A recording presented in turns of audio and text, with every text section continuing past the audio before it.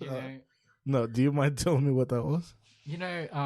So like, whenever something happens in the Spider-Verse movies that is involving Miles, you'll hear like this octave that goes.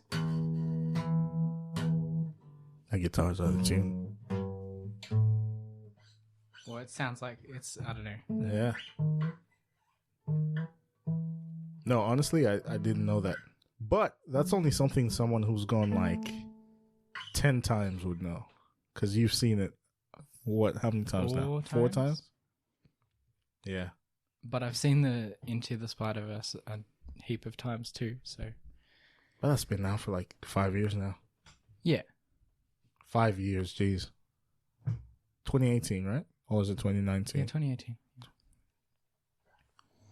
But maybe that's where we start off. Hello, everyone. Thank you for tuning in. No, it's been a while, but we're back. We're back. Band's back on the road. Quarterly report. Quarterly report, Smithy and Preezy. It's actually quarterly. That's right. Oops. That. Luke's just trying to fiddle with some things. No, I just moved the guitar by accident. Yeah, man. I mean, it's been a while, but I think we should just kick things off right away because there's a lot that's happened in the last couple months.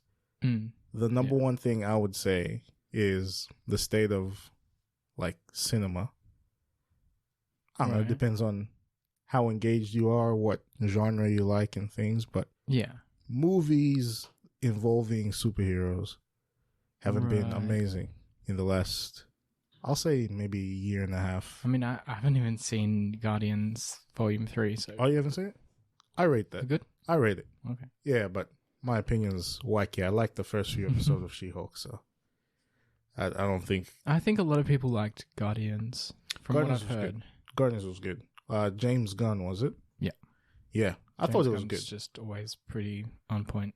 I thought it was good. Like, the story that he went with and how you kind of get... Because I honestly don't care about the Guardians at all. Yeah. But I watched that. I was like, okay, like, I'm invested in this, even though it's kind of that weird space thing. I don't care for space, but yeah, it was really good.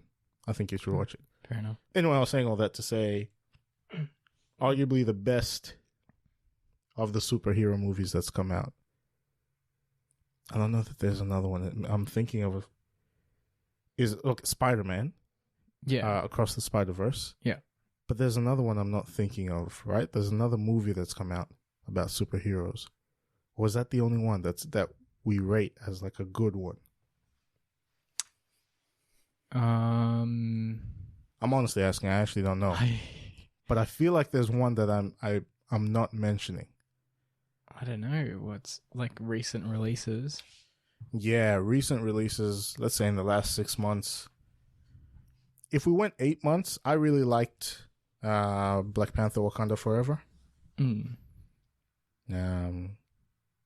I think 2023? Yeah, 2023. Was it a 2023 movie? Yeah, maybe let's just see what's come out in 2023. I don't think anything really came out. So it's probably just that then. I feel like this is the best superhero movie I've seen in a long time. Barring, I'll say, if you go in the last year and a bit, Batman.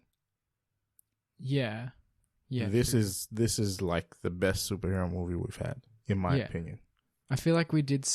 We must have seen something recently that we were like saying was good, but I don't remember. Yeah. Other than The Boys, maybe that's the thing. No, I think maybe it might just be that. I honestly thought there was something that had come out in the last 3 months that was good. There wasn't, from the sounds of it. So it was I don't think so. Just Spider-Man. Great movie. Where to start? My guy Miles. Yeah. What is he in that film? He's 15 now. Yeah, I think so. Yeah. And he's I love how he's like, I'm 15. I'm basically an adult. I'm like, bro, you are treading on thin ice here. Yeah, no, man. He doesn't pay rent yet.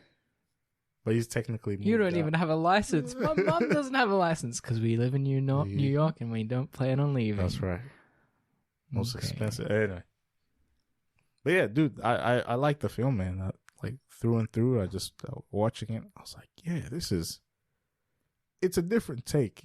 Like, yeah, it certainly isn't like your traditional kind of film. The animation style is very digital comic kind of thing. Yeah, I mean they've sort of changed the game for all animation as far as I can tell.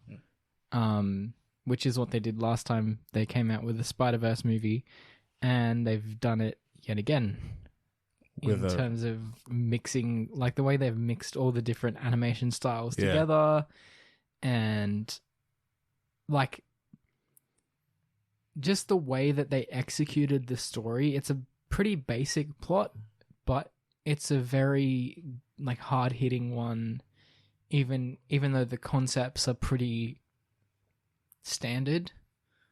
Yeah, it's very like your meat and potatoes of a superhero plot kind of thing. A hero discovering the power within themselves, if you will, which is actually one of the gripes I had with Into the Spider-Verse. Into the Spider-Verse. Yeah. Not necessarily about all the characters, actually just about one, and it was the main character himself, Miles. Miles, yeah. I feel like I enjoyed Gwen's story arc and how complex that was far more than Miles's one. Miles kind of stayed on that ambiguous level to me. Are you talking about Into the Spider-Verse? Into the Spider-Verse. Yeah. Like, I really enjoyed Gwen's story arc of like, you know, we're going to spoil things. She barely did anything in that first movie. No, but this movie I'm talking about. Oh, you're talking about this one. Yeah, what was this one called? Across. Sorry, I said Across the Spider-Verse. Yeah, what I'm trying to say is, in this movie, though I liked it as a whole, and I think it's better than the first one, of all the character arcs that I liked in this film, Miles was the one I liked the least. Yeah. Yeah, I think I'm with you on that. I think that this was very much a Gwen movie. Like, it was mostly about her. And the way that they pull it all together, it's very tied into her story arc. And I really liked that. Yeah, well, I don't mean to make it sound like I had an issue with them making Gwen's thing, because I like that take. I think it's just more Gwen's story was complex, Miles wasn't. Yeah. You know what I mean? Like, Gwen's whole thing was, it's deep what she was going through with her dad kind of thing. Yeah. But then Miles's one kind of stayed ambiguous. It's one that we've all gone through before, like of the, you know, your parents struggling to let go of the kid kind of thing. But what does that mean for someone who's actually trying to like watch this and like connect with it emotionally? It's like, okay, your parents not trying to let you go, but like, yeah, you know? I think they didn't really have really have the runtime to cover everything, because if the movie had gone on, they'd probably finish Miles's arc, and it would have been probably a bit more satisfying. Oh, you're saying if they had, because it ends on a cliffhanger. Yeah, and what a cliffhanger that is, man. Like, do you want to just talk about spoilers? Spoiler alert! If you haven't watched the movie, please don't listen further. Yeah, because we are going to talk about major spoilers for Across the Spider-Verse. Gwen dies. She doesn't. Peter B. Parker turns into a vampire. And then the spiders start coming out of the toasters, and it's just crazy, bro. No, I mean, destroy Miles' universe. First spoiler, all right. Gwen coming from, like, it's not a spoiler that she's from another universe, but like having to leave her universe because she's basically kicked out of home. Yeah, like she doesn't want to be arrested by her dad. And yeah, well, I imagine once she found out that police captains close to spider people die when spider people fight their arch nemesis near civilians, that she would be like, yeah, I'm not going back, because if I go back home and I have to fight an arch nemesis, then my dad's gonna die. Yeah, but like, understand how well, like how simple that complication is, but how well executed it was. Yeah, 100%. Because both of them have no choice. Like, according to them, they're backed into a corner. And it's like the corner of like duty above all, because you have Gwen, who's like, no, I have to be Spider-Gwen, like above everything, and the dad who's like serve and protect kind of thing. Yeah. So what do you do in that situation? He's like, oh, I have to arrest you because you killed him. That's right. Like, whoa. Trying to teach her about consequences. Murder him, but it just complicated things so much. I loved it, man. I love that. That's what, like, that moral ambiguity, because you and I aren't dads. No. But I don't know. I don't know what kind of dad I'm going to be, but I can just see, like, part of maybe where the dad came from was, like, a discipline aspect of, like, if you did kill this Peter and, like, in this universe or whatever, that's wrong, and you need to be arrested. I'm not going to cover it for you kind of thing. But then it's also, like, this is your daughter, like, or your child, and, like, that's the thing you're wrestling with, so much so that he ends up quitting in that time that he's away, like, Gwen's away. And then, well, he quit when he said, I quit halfway through your big speech. He was talking about that speech just in that moment. In that, like, when he pointed the gun at her? No. Oh. He's talking about, like, just in that moment when she came back. I can't arrest you because I quit. She's like, when did you quit? What do you mean? Oh, he's like, is that what that meant? Right in the middle of your big speech. Yeah, okay. No, he meant, like, right in that moment. Gotcha, I understand that now. Yeah. But still, like, that's beautiful, man. It's like he's been struggling with that this entire time. And then now he comes to this point where he's like, all right, this is the decision I'm making. And it's like so against his nature kind of thing. I don't know, man. That's good writing in my opinion. I mean, even just the quandary that Gwen finds herself in, and the fact that, like, he took the advice. What is quandary?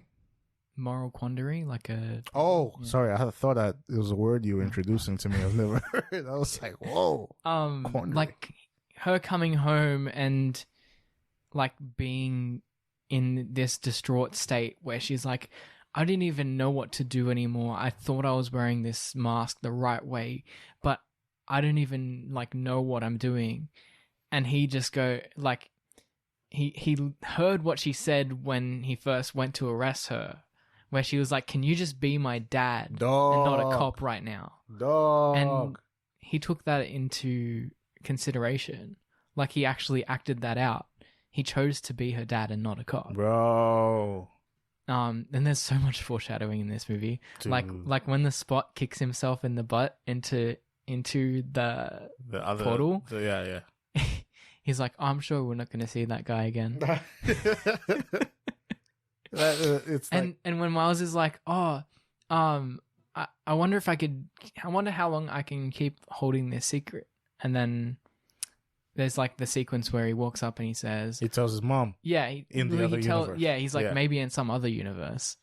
Oh, I missed that. Yeah. Jeez, man. I missed that completely, you know.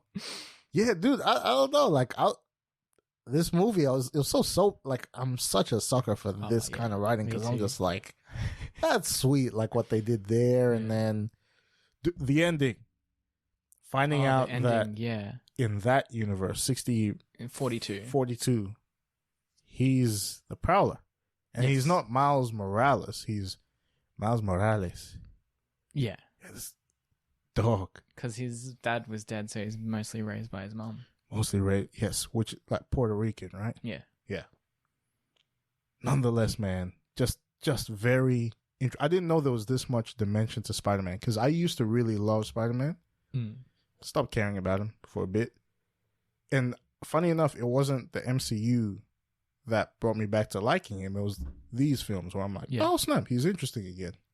I mean, that's like, Spider-Man hasn't really been that interesting for a while. This is like fairly new in that, like, they've had Miles as a character for a while, but people had a lot of backlash. They'll, like, most of the stuff about the canon is like a caricature of all the people who were upset about the way they took Miles's story, because they were like, you guys are being the people who had a problem with it were pretty much just being racist and just being dodgy. That's unfortunate. And just like going, oh, you can't have a black Spider-Man. Oh, you can't do this. You can't do that. And it's just like, so they're like, oh, it doesn't fit in the canon.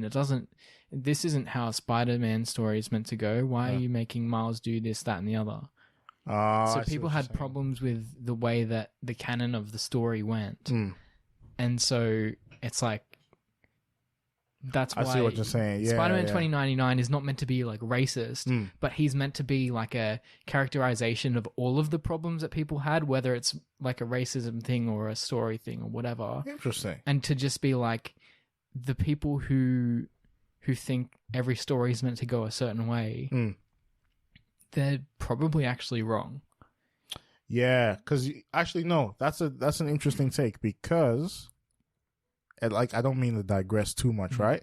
And not even to focus too much on like the racial thing. I've never watched The Little Mermaid. Yeah, I didn't care for it. Like, I didn't really watch it or anything, so I didn't know all the stupid things. So I went to watch it, right? Yeah. And like, usually I kind of, because people are invested in these characters, right? Right. And when they make claims like that, if the context seems informed, I don't see why not, like why they're incorrect kind of thing. But this one I just had to think about, where I was like, it really doesn't make less sense to have this version of an Ariel being like mixed and from the Caribbean. Do you know what I mean? Like, because that's what they look like, a lot of them over there. So I was just like, you know what? I didn't mind it. But it's also because I didn't watch The Little Mermaid. So I didn't grow up attached to an image of Ariel. Do you know what I mean? So Spider-Man, like, I liked him.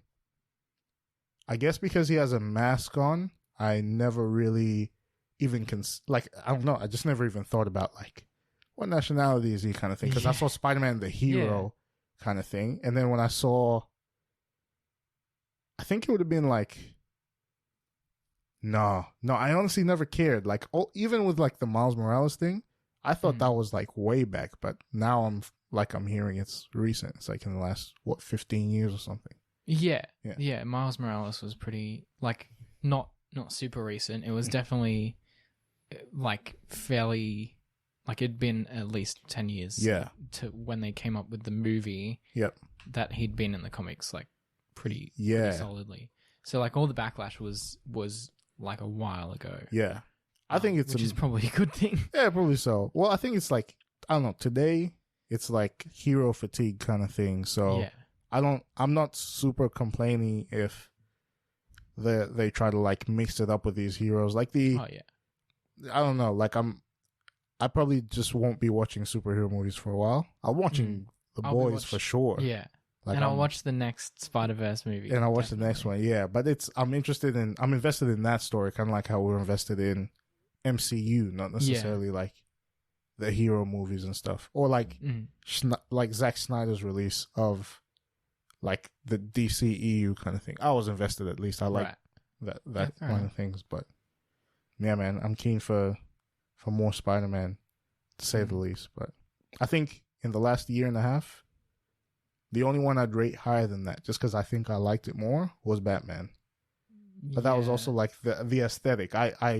The thing I liked about it wasn't necessarily the story. It's just I appreciated the cinematography in that. It's like this noir kind of.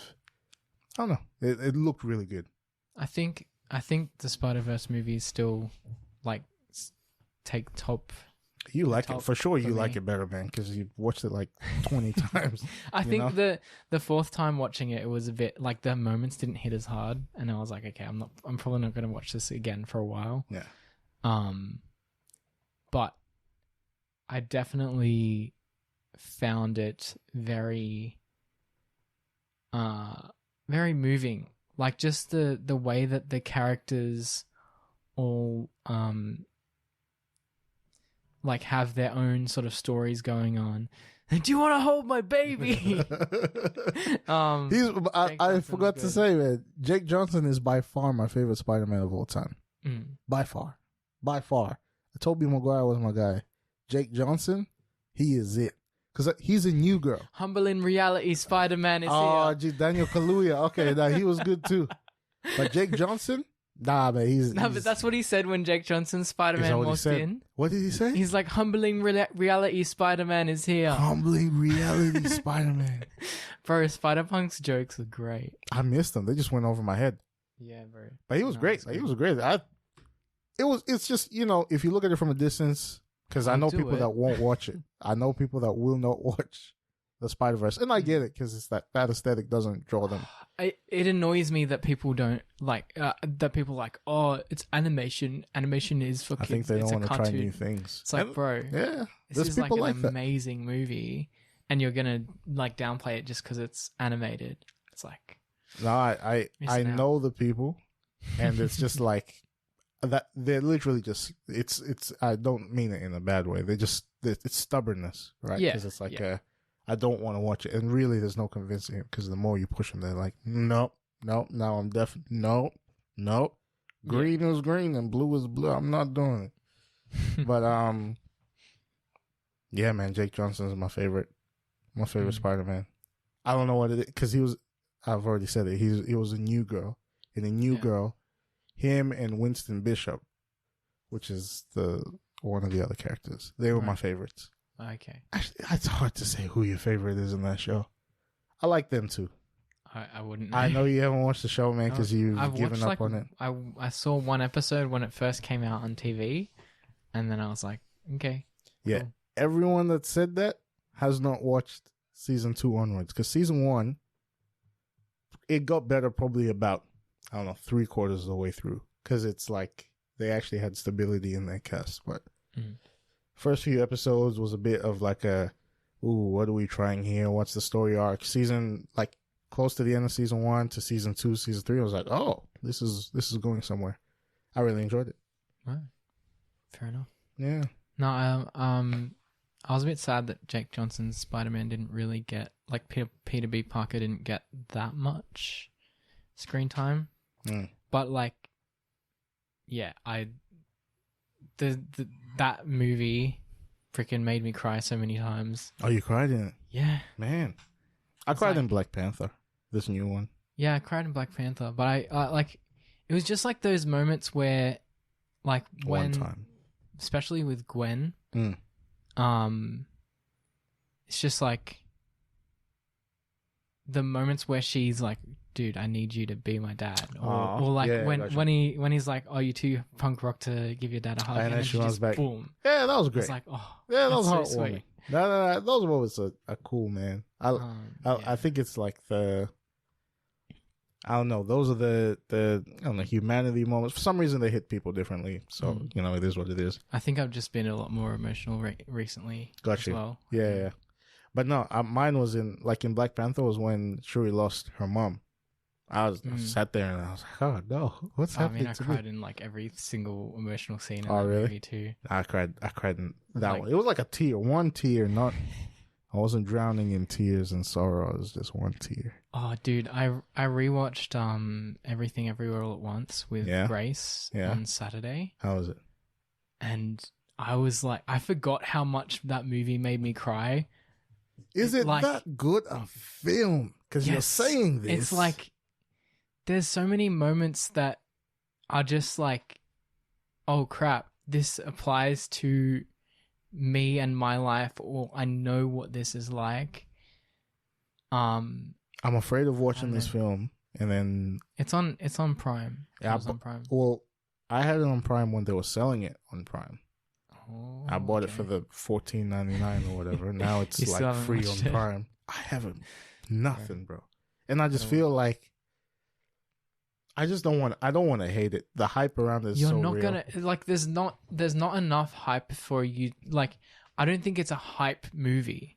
It's like a family movie. Like it's a let's philosophize about the sad reality about like how sometimes family can fall apart, and in the context of action and multiverse. Dang. So just the same ways that like Across the Spider-Verse is like about the family connections and them being like, Miles is struggling with his parents, Gwen is struggling with her dad, like, and then there's just everyone else, but like they're the two main characters. Okay. Like that's all about family and friendships and what you'll do to like it's the trolley problem, but it's like what would you do to make sure that someone's okay? I understand. How far would you push yourself? Yeah. Actually, that reminds me of another film that I don't even know if you've watched it. What film? The Flash. I haven't. Dog? Is it good? I know, like, people hated it or whatever. I actually don't think it was a bad film. What do you think it was? I thought it was a solid 7 out of 10. Okay. Like, as far as DCEU movies go, there's not a high standard. You have, in my opinion, Man of Steel, Wonder Woman, and then you have this one sits in there somewhere. Maybe you can take Batman v Superman. Batman v Superman. Why would you put Aquaman? I didn't rate that movie at all. Really? No way, man. I don't think it. I think it's been too long since I've seen it for me to comment. But I feel like it was a very pretty movie, but it wasn't. I'm sure people liked it. Substantial. I think it's just like whatever you liked more. Me, the more I think about Man of Steel, the more I'm like, this was like the more time moves on. I actually haven't rewatched Man of Steel. I've only watched like bits and pieces of it.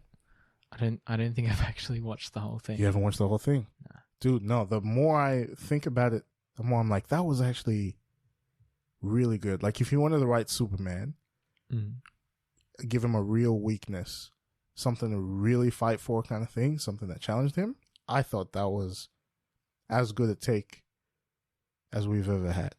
Maybe in like Superman and Lois? So that's really good. Practically, it doesn't look as good as Zack it's Snyder not as stuff. pretty as Zack Snyder. No, you have to watch Snyder stuff to go like, okay, that's nice. Yeah, Snyder stuff is visually very impressive. Yeah, and I count that 100% in the movie just because it's like the more I look back on it now, it's a 2013 movie or whatever, but man, it was well done.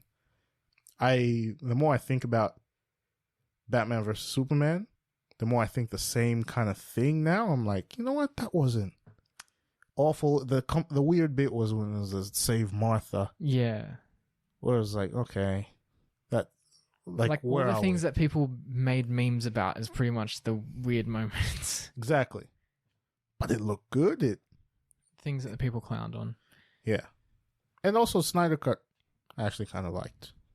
Yeah, Snyder Cut was solid. It was very long though. I like the longer movies. I want someone to go out on a limb and make a 10 Commandments length movie. Oh gosh. I don't know how many hours. 8 hours? 7 hours? Is that an 8-hour movie? It's a long movie, bro. GG. It's not a short one. I want someone to go out on a limb and say, I'm going to make a full workday length movie. I was willing to like sit in the cinema for longer in Across the Spider-Verse. Like, some people have that for certain movies. Yeah. If people can do that for Lord of the Rings, I mean, yeah, trilogies, talking about. I mean, they wouldn't watch the whole trilogy at once. In one sitting. I know people who've watched this thing. So I'm gonna wake up at 6 a.m.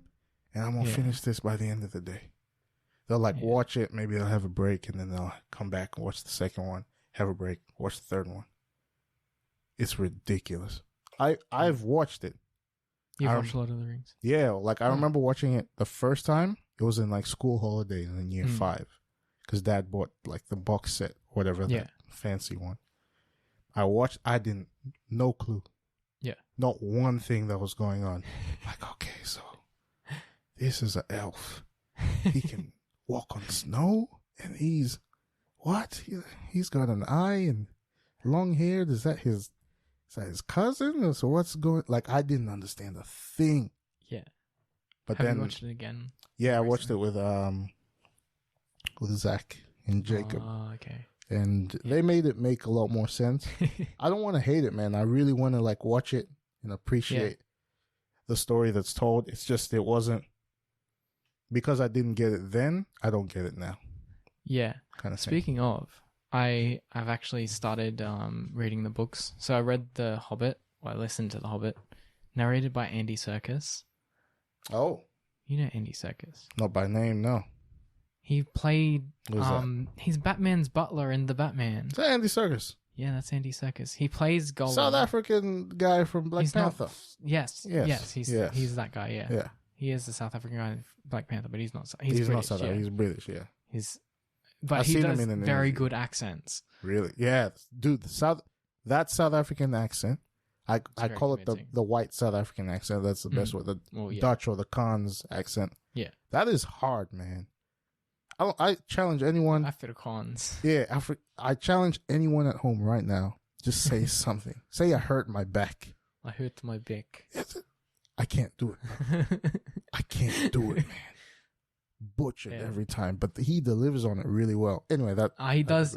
So in The Hobbit, there's like 12 dwarves, and he has like, I don't think all 12 dwarves speak, or not in like a row, but the different voices that he does for each character are like different enough that if there's a conversation going, you can tell who's talking, even though when Tolkien wrote like the stories, he barely wrote much of like said Thorin, said Ori, said Nori. Like a lot of the stuff is like big chunks of dialogue and then like back and forth between two characters. Wow. And not much like indication of who's talking. Obviously, if you're reading it on a page, like you can see that when the line changes, that's the person changing. Yeah. But when Andy Serkis reads it, he reads it in the different voices, so you can tell who's talking straight away. Okay. And it just like is amazing. I don't know how he does it. Some people have that. That's like who's that guy? Seth MacFarlane. Seth MacFarlane. Yeah, he does Family Guy. Is that Seth MacFarlane? Oh, yeah. He does like Stewie and Peter, and I think Brian. I didn't know that. Yeah. Yeah. Oh, at least Stewie and Peter, I think. But I think he does Stewie, Peter, and Brian. If not Lois. Oh, jeez. Yeah, dog. He's like Probably 2 or 3 of them. family. And I'm like, whoa, man, that's crazy. Because Maggie is obviously Mila Kunis. But yeah, like it's insane. People who can voice act. Yeah. And especially in like an audiobook, because audiobooks, you'd expect just the bare minimum of someone reading what it says on the page. But Andy Serkis just goes to the next level. So yeah, I've been reading. I read The Hobbit recently, and I'm almost at the end of the first part of Lord of the Rings, Fellowship. I mean, to kind of stick with this fantasy theme, I've been contemplating, even in the superhero fatigue, right? Like I'm looking back on it, I'm like, who are my favorite superheroes? Because it's like, what are the features of a hero I like to see? Like, okay, I like him to be, not superhuman strength, but let's call it that. Like, I don't want him to be the Hulk, but I want him to be like the max of like human potential kind of thing. So I'm like, okay, Black Panther has that. Yeah. I would like him to have one special ability. Something. Black Panther has vibranium. Right. I like vibranium. But even in saying all these things, so Black Panther is my favorite superhero. Yeah. I have to say, I think my second favorite, I would have told you maybe Spider-Man or something before, I wouldn't have cared. I think Thor might be my second.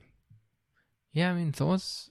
I definitely liked a lot of the Thor stuff in Thor Ragnarok. Yes. Even though that was mostly like future tech and stuff like that, I do enjoy the fantasy part of it as well. Like when they explore the mythos of like the Valkyries and all that stuff. Yeah. Like Norse mythology is really interesting. Yeah.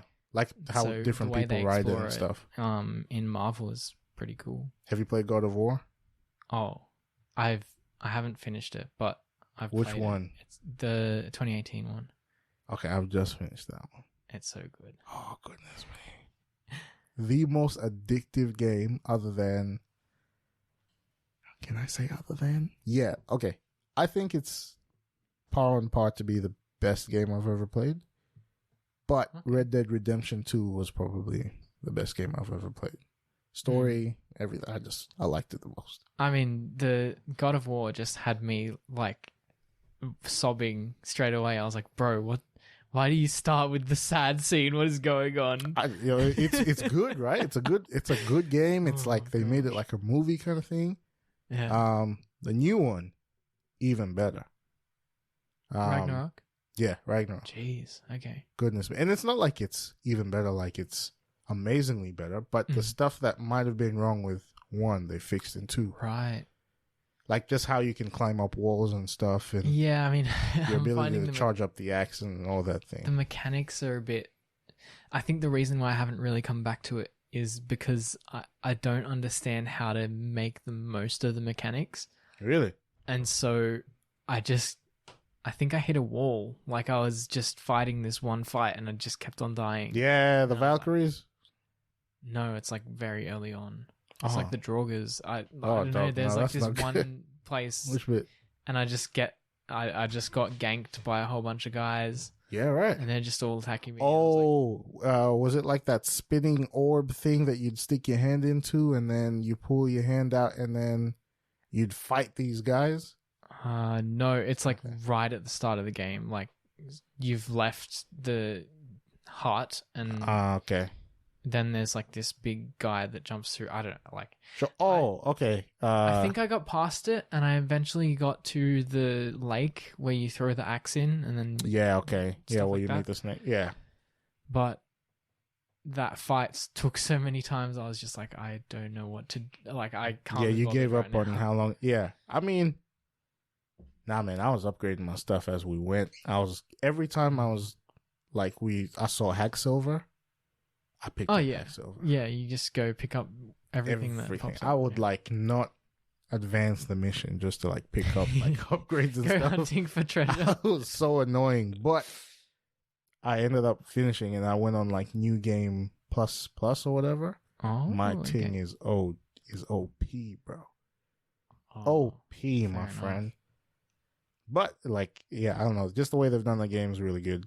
And I'm keen for if they end up doing a next one. So. I mean the different games that I've sort of gotten into, I've found it hard to continue. Oh? Just because I haven't really had time. Like what? But like Elden Ring.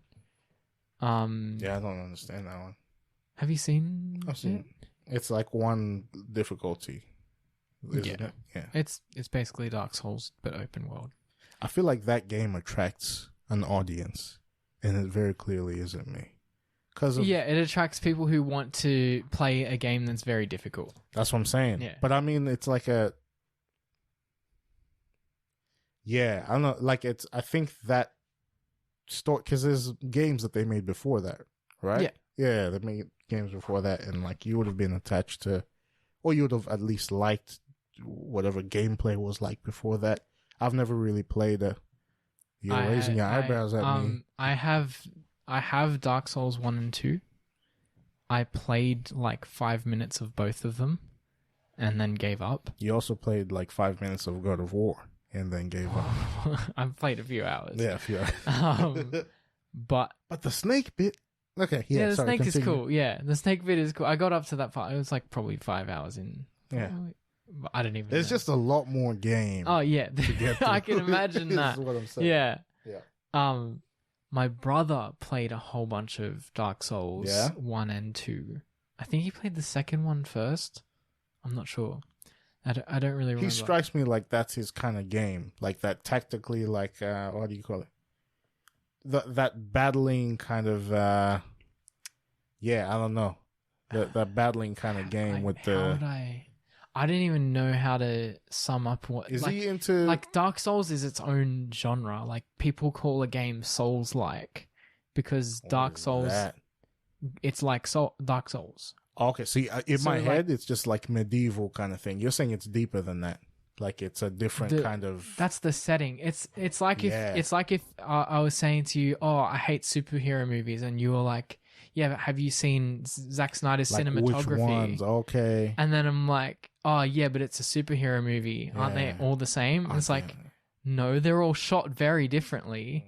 Like the setting is superhero, but like the cinematography depends on the person who's directing. So what's Dark Souls then? Like what is? So the Dark Souls, well, actually, God of War has a lot of similar things from Dark Souls. Like, you know how you can roll out of the way and you can block and stuff like that? A lot of those mechanics are in Dark Souls, except the blocking isn't really as effective. Yeah. Well, I mean, I think it's more just like maybe it is the setting I'm describing.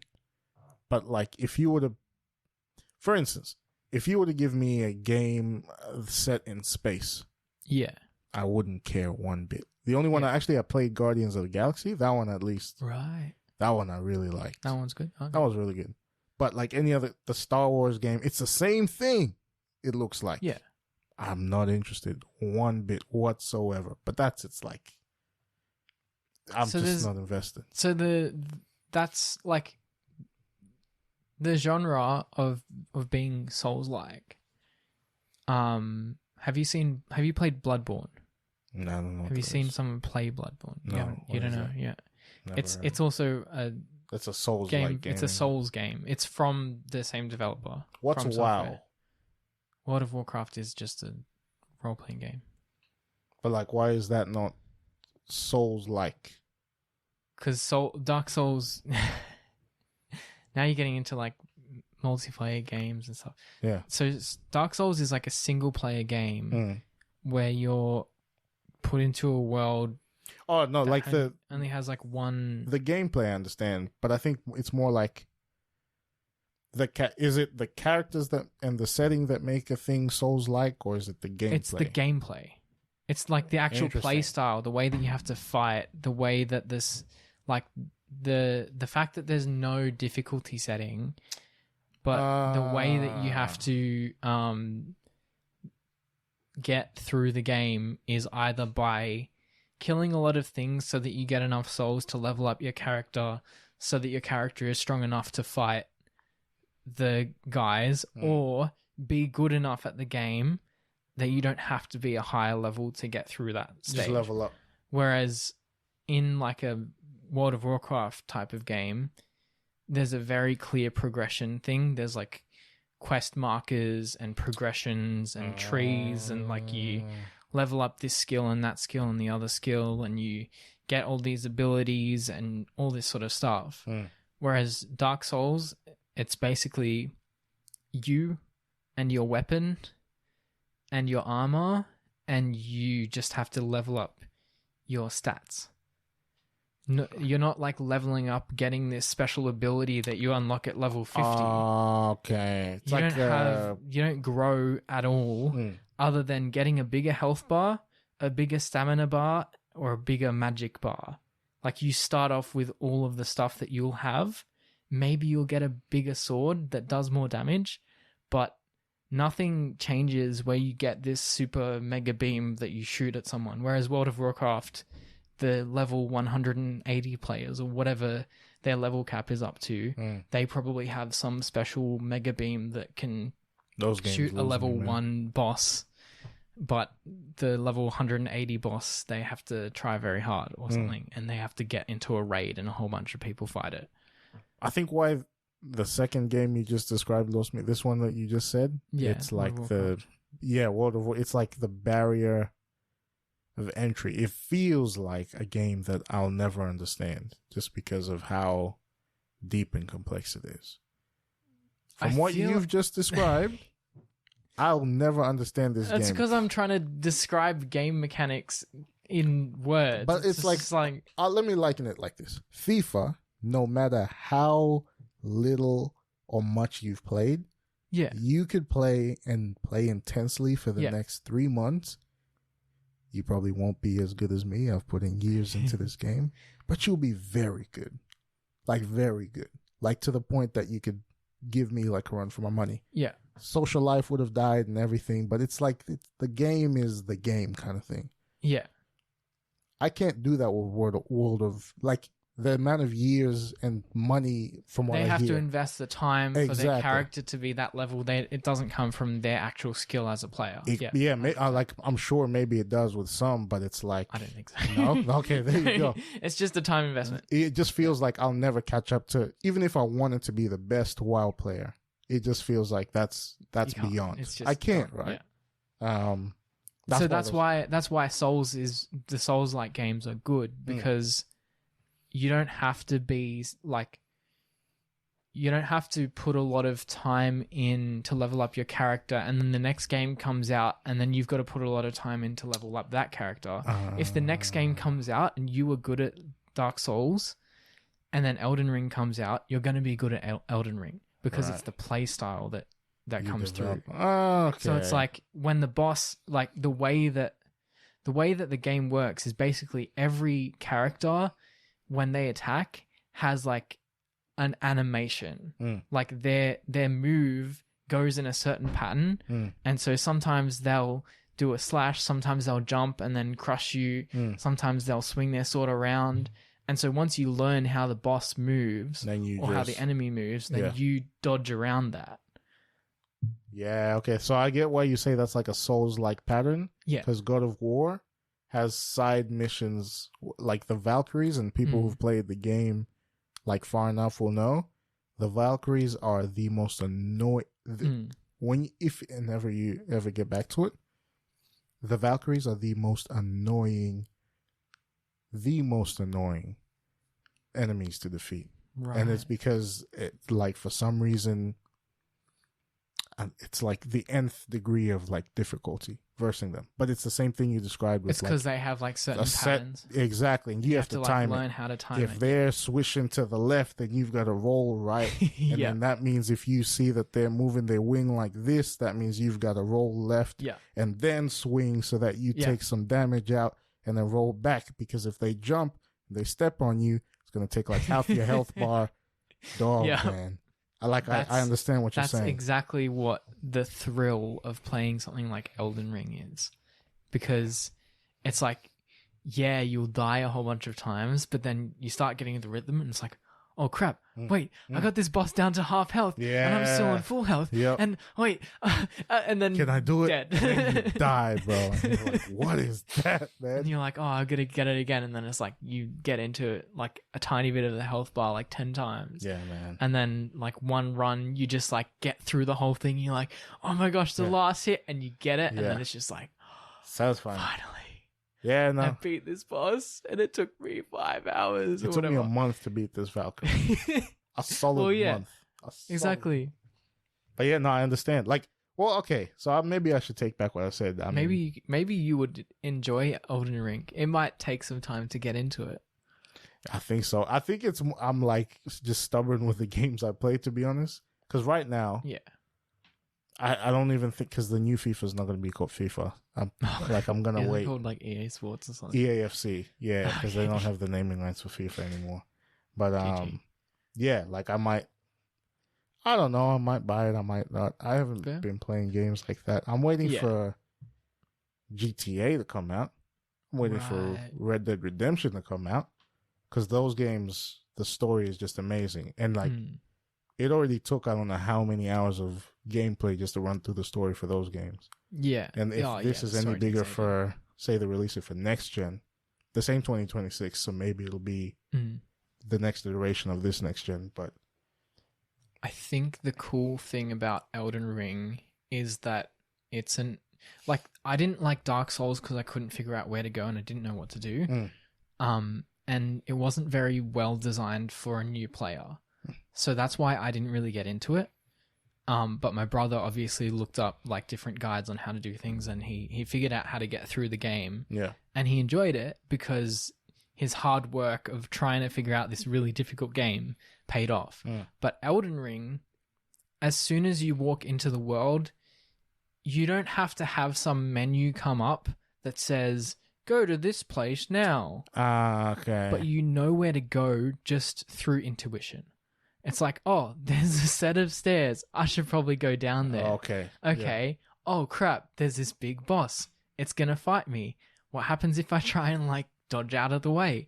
and then you end up dying, and then you get sent to the next place, and it's like, oh, I wonder what if, like, you explore, and that exploration is so much more rewarding than a menu coming up and a waypoint marker telling you to go to this location right now. The hard part is when you get stuck, and then it's like, oh, what do I do now? Might give it a shot, you know. But it's like, it's really fun exploring this open world that is literally, you can go anywhere. That's what fun. Open world games are fun. Yeah. Fun. And it's just like, oh, what am I going to do now? Yep. Oops. Yeah. No, I get you. And I think, I don't know, make a game like that. Make a game where it's like free to explore, but they can still kind of, growth maybe then isn't the game, but I mean, I don't know, let's just call it growth because that's what you're doing specifically. But like, it's just fun. It's fun to engage with it with a game like that. But I don't know. No games for me for a while. Yeah. But we pick it up December or something. I haven't touched my PlayStation in a while. That's the only thing I've been playing, by the way. It's not like I've given up on Xbox. Still my favorite, but it took so long. When you've got the next generation console, it's sort of... Or have you got both? I've got both. Oh, jeez. Yeah. But it took so long to get the PlayStation that I'm like catching up on the time with the PlayStation now. I love it, man. I love it. Hopefully Spider-Man 2 is good. It looks really cool. Have you played the older Spider-Man games?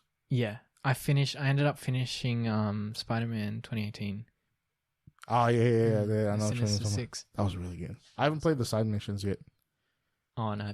Because the Catwoman and them, I gotta play those. I beat all the... No, I'm thinking of something different. Okay. You're talking about the DLC, right? Oh, is it a DLC? Like you have to download an extra mission? Okay. No, I didn't know that. I didn't know that. I just kind of bought it when it was on sale. It was like $30. I was like, all right, I'll get this one. And then I bought Morales because it was not too different. I was like, all right, cool. Because I did all the like little cat. You have to like take a picture of the cat. And I got the suit. Yes, I've played that one. Yeah. So I think I have the DLC.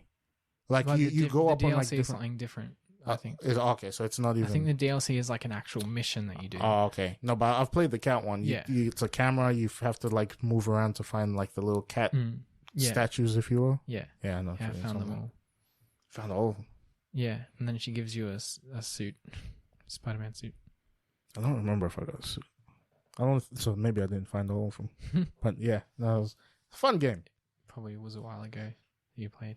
Start of the year, I think. Okay. Yeah. But no, man, it was good. Switch gears, because I know we don't have too much time.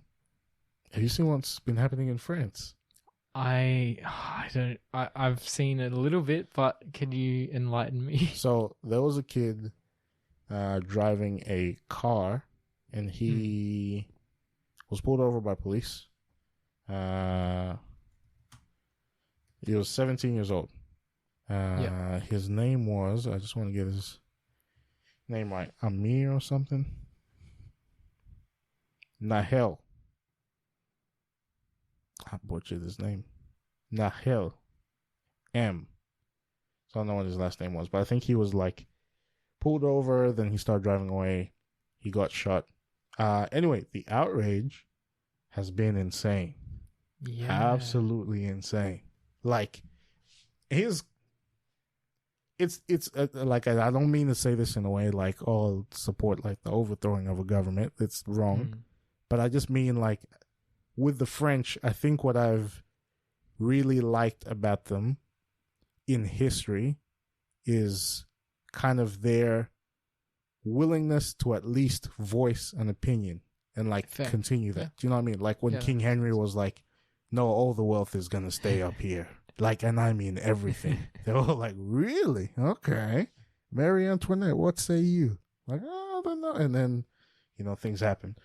You obviously don't want stuff like death and stuff to go on, but it's like a character. It's historically, this is just who the French people are. You know what I mean? It's like this for time. This they show their frustration and things like that. I remember when I went 2020, like the very start. Yeah, it's France. Like first day, we're walking to our hotel. There was like a protest, like blocking the entire street. Okay. I was like, "Duh, what is this, man?" It was like That's great. something simple, I think. Like, not simple, but I think it was like a teachers union. They blocked like an entire street, and like cops were trying to redirect and stuff. It's just like, dog, this is France. But yeah, man, this has been crazy. So at first it was like, you know, like your traditional protest. I thought they were almost like the COVID protest. Then they sparked up, you know, blocking streets, vandalizing shops. That's wrong. Yeah. Then it's very unfortunate it went to this place, though. They started burning down like buildings and stuff. Oh, god. So they burnt down one story I saw on like BBC. They burnt down like a local hospital or something. So I was like, bro, like it's now vandalism, that's right? Really, yeah. I mean, you don't want to be burning down the services that are keeping people alive. It's kinda... And there was like a row of like at least 5 cars that were just burnt down, like flame, like gone. Oh no. Anyway, like all that stuff is, you know, you read it, it's wrong. This one I've never heard of before, dude. A day ago, they like let loose animals from the zoo. Oh no, dog! That's people at home, you won't be able to see this, bro. Have I shown you this? What the heck? Animals from the zoo are just roaming the streets of France. That's insane. Like you wouldn't believe it. Watch that video. Oh my gosh. Oh, sorry. There's just a lion in someone's house. There's a lion in. What the heck? Dog, I'm telling you, man. Bro. I'm saying, bro, this lion's opening the door. Trying to open the door, man. What the hell? So imagine you're like walking around, bro. What the heck? Nah. Imagine you're just walking around and you come across a lion. I would be leaving. What is this place, nah, man, I'm out. A lion? Like, people just don't understand. Dog, man. It's just like dog, you go and seek asylum. And I was like, oh, what are you seeking asylum from? There was a lion at my house. Lion in my bathroom. From the zoo. I was just trying to poop. It came at me. I'm telling you, bro. I'm from France. Jeez. I had fun. It was great, but you've let loose all the cage animal. I'm not stepping foot now. Anyway, a lot of people are saying it's like a fallen state and what have you. It's hard to say what's going to happen with them, but dog, like there's something like 50,000 police units out on the streets. They're not controlling this. No way, man. Like it's just gone full. Just chaos. Full chaos. And yeah, man. Like that's just the state. But I don't know. That's just one of those things that I'm literally finding out pieces of information like in the morning or something when I'm like reading it. I'm like, oh, this happened. This was the craziest thing I've seen. They opened a zoo, wild. Bro. No pun not intended. Yeah, no pun. It's no wild. They're not wild, so. But oh, mate, I guess they are wild now. But yeah, jeez. So what do you think? We going to France anytime soon? No. Well, I'd honestly like to go Tokyo. Whoo! At Japan. Yeah, I have no idea how we're gonna. No idea, but dude, that place. That place is beautiful. But yeah, man, like that's just what I've been seeing. I'm like, that's just very interesting. It's just something else. But a lion, man. I don't know, like you've seen them before, right? At the zoo, yeah. But you've seen how they're very big things. Yes, they're very big. Very big, very angry things. Just they don't have, like, especially when you look in their eyes, they don't have like a soul that said that, like, you know, like that. They don't look very friendly. Oh, have you had your inner health bus today? Or, no. You know, are you taking your vitamins? No, man. No. There's no like, questioning the intent of this thing. They look at you and you know exactly what they're thinking. So to see that walking down the street, when I tell you, no way. I fear a lot of things. I didn't fear walking like the streets and stuff, but if I was in France, no. Just take me away. Take me somewhere else. I'm good, bro. Imagine. Or have you seen a hippo before? No. Maybe. Probably at the zoo, but... A hippo might be the scariest thing you'll come across. Right. the scariest thing, it's the size of a minivan. Mm. It's a minivan that can run 30 kilometers an hour. Yeah. A minivan with I don't want to get in front of a hippo. It opens its mouth and it's as tall as you. Yikes. This thing is ridiculous, man. I'm so good, bro. So if that's what France is on, hey, c'est la vie, merci, au revoir. I'm good, bro. Sorry, that was just like a little thing. I was literally thinking about that on my way back. I'm like, for something like that to happen. No, it's just not okay. I wouldn't want to be them. Good for them, though. Yeah, good for them. I hope they're okay. Yeah, I hope they're okay. Oh my goodness. Yeah, what'd you want to talk about? I don't know. I feel like In this last 2 minutes that we have. What's been happening with you? What's been happening with me? I've just been working, man, and it sucks. On uni break at the moment, so it's just like going into work and dreading, jeez, dreading life. But I've got a conference in a few weeks for the campus Bible ministry. Oh, nice. So that'll be fun. Very nice. Yeah. Yeah. What about you? Man, I don't know. All the days mesh into one now. Just mesh into one. Like this morning, I woke up. I didn't. Cause it's always before the alarm. I don't know if this expression makes sense. Like you sleep stressed. It's like you sleep in anticipation of the following day. So I don't when I set my alarm, I'm a bit different. I set countdown timer, and it's like a countdown timer. So it's like I want to wake up 6 hours from now. Oh, okay. Yeah, that kind of thing. Right. Yeah. So that's that's smart. That's what I'm on. So it's like my alarm. I have one that rings at 5:30 every day. Yeah. I don't hear that. I've become just because I forget those things exist. But if I set a countdown timer, at least in my head, it's like I'm anticipating something. Or when I'm going to sleep, I go to sleep anticipating. That's funny. Yeah. So when I wake up like, oh, have I missed it? And I look, I'm like, okay, no, it's only 3 a.m. I'll go back to sleep. Jeez. That kind of thing. That's been my life since I should try that. 2017. So that's how I sleep. I countdown timer since second semester of uni. That's just what I do. Like boom, boom, boom, countdown timer. But yeah, that's what it is. But I've been doing it significantly earlier, and so it's getting used to that. But I'm a few days in, and I'm probably used to it now. How long have you been at the new job? Literally this week was the first week. So been doing that. It's fun. Everyone's good and helpful. All the good stuff. But waking up early to beat traffic, to get there on time. Yeah. It's gotta love it. I don't hate it. I don't know. It's alone time. Because even when I'm there, it's not like I'm in 30 different meetings. And if there was that, then it's just I'm done. This is a very autonomous role. Which I think suits me very well. But yeah, bro, that's the vibe now. Even now, it's 8:30. I'm like, it's getting late. I don't know how I'm gonna make it to it. You know? Gosh. But yeah, it's been good though. I respect it.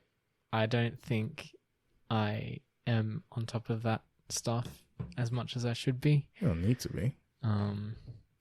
Well, unless you do. My employer would disagree with you. Yeah, if you have to wake up, they're very flexible, which sucks for me because it means that I take advantage of it in the worst of ways. Because they're happy for me to come in at 10 o'clock and work till 6, or come in at 8 o'clock and work till 4, as long as I work the hours. But that's them understanding. But it's frustrating for them because they never know when I'm going to show up. Okay. And so I'm being dodgy by staying up late And so I get you. I get what you're saying. I'm just like, I need to be a bit more consistent for my own good, Okay. and for their sake too. I get what you're saying. But I imagine the flip side to that is it's a role that not a lot of people either have applied for, or it's just like there's just not a lot of options in that kind of thing. I don't even think it's that. I think it's just because I'm paid casually. They've just given up on trying to make me be on time. Ah, okay. Like Alright. they're pretty much like making concessions for me specifically. Ah, got you. So that's why it feels kind of crap, because I'm like, I shouldn't be this dodgy, but they enable me by not being more strict, which got you. is ridiculous that I need that, because I feel like I should be able to just be more like, No, I understand what I feel you're like saying. my motivation needs to be that, to the extent that I can do those things for myself and I can be organized on my own. I hear you. I hear you. Well, how about this? We'll end on this note then. Are you going to work tomorrow? Yeah, I'm working tomorrow. Okay. For the next week, you go to work on time. Like the issue I have is like not packing my lunch. Mm. So I end up spending way more money than I should. Yeah, fair. So Same. you get to work on time. I'm going to pack my lunch. I'm going to pack my lunch as we get home. And I'm at the end of whenever we're going to see. Actually, when I see you next week. Quarter. Oh, yeah. Yeah. We're gonna see gauge how we went. It's just discipline, bro. That's it, guys. Thank you for listening today. Get after it. You guys are champions. Jesus is king. Amen. Safe France. Safe France, yeah. All the best. Yeah, Thanks say for la vie. listening. That's right. Thank you, guys. Bye-bye. Bye.